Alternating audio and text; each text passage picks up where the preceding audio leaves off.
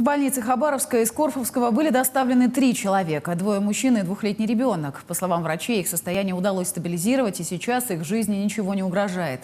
Репортаж Надежды Томченко. Девочку 2 лет в детскую краевую больницу бригада скорой помощи доставила ночью. Ребенка вытащили из-под завалов. Врачи оценили ее состояние как тяжелое.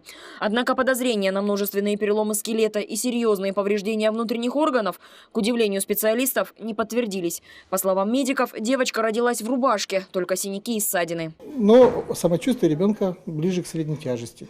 Она адекватно абсолютно общается с нами, высказывает свои желания, просьбы. То есть хочу сходить там в туалет и так далее и тому подобное. То есть она адекватна абсолютно. В больницу ребенка доставили без сопровождения родственников. Мать девочки вытащили из-под рухнувшего здания в числе первых. 27-летняя женщина погибла. На месте спасателям сообщили, что у нее было 2 детей, и под завалами находится еще одна девочка возрастом всего 1,5 месяца.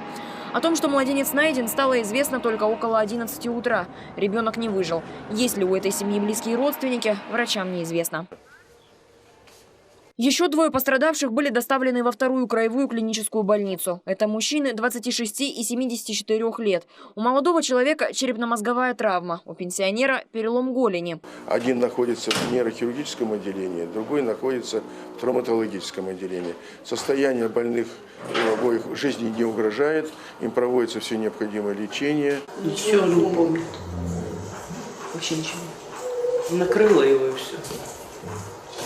Документы, вещи где находятся? Там находятся. Больше ничего, нету ничего у нас. Больше всего врачи сейчас опасаются за психологическое состояние своих пациентов. Со всеми пострадавшими будут работать психологи.